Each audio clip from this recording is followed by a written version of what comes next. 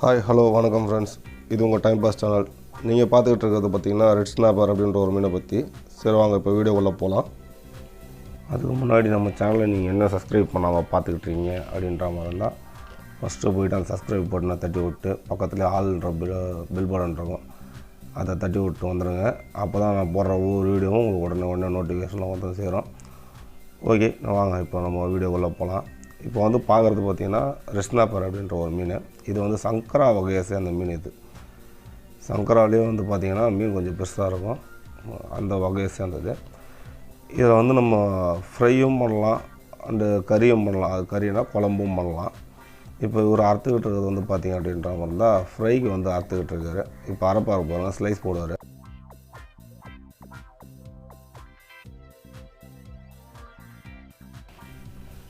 இப்போ பார்த்திங்கன்னா அதை ஸ்லைஸ் போடுறாரு பாருங்க.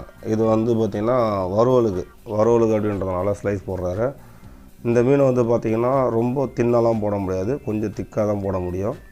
நீங்கள் போய்ட்டு வஞ்சரம் மாதிரி எனக்கு மெலிசாக போட்டு கொடுங்க அப்படின்ற மாதிரி தான் அந்த மாதிரிலாம் போட முடியாது. ஏன்னா மீன் வந்து சாஃப்டாக இருக்கும் அப்படின்றதுனால கொஞ்சம் வந்து திக்காக தான் வரும். இது வந்து ஃப்ரைக்கு போட்டு முடிகிறாரு பார்த்துங்க.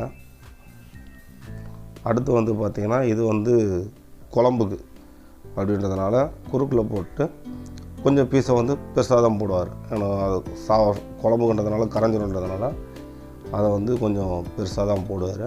அதை பாருங்கள், எல்லாம் கொஞ்சம் அந்த ஸ்கியூபாக வரும். இந்த மீனை பொறுத்த வரைக்கும் பார்த்திங்க அப்படின்ற மாதிரி தான் மாதத்துக்கு ஒரு 2 வாட்டி சாப்பிட்லாங்க. அதுக்கு மேற்கொண்டு அதிகமாக சாப்பிடக்கூடாது. குறிப்பாக வந்து கர்ப்பிணி பெண்களும் குழந்தைகளும் வந்து பார்த்திங்கன்னா மாதத்துக்கு ஒரு 2 வாட்டி சாப்பிட்லாம், அதிகப்படியாக சேர்த்துக்கக்கூடாது. இப்போ பார்த்திங்கன்னா இது வந்து குழம்புக்கு அப்படின்றதுனால ஸ்கியூபாக போட்டிருக்காரு.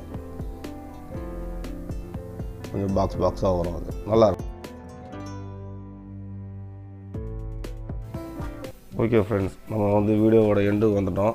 இந்த வீடியோ பிடிச்சிருந்தது அப்படின்ற மாதிரி இருந்தால் லைக் பண்ணுங்கள், ஷேர் பண்ணுங்கள், கமெண்ட் பண்ணுங்கள். மறக்காமல் அந்த சப்ஸ்கிரைப் பட்டனை தட்டி விட்டு ஆல்ன்ற பட்டனை அமைக்க விட்டு போங்க. அப்போ தான் நான் போடுற ஒவ்வொரு வீடியோவும் உங்களுக்கு நோட்டிஃபிகேஷனாக வரும். மறந்துடாமல் சப்ஸ்கிரைப் பண்ணிவிடுங்க. ஓகே, பாய்.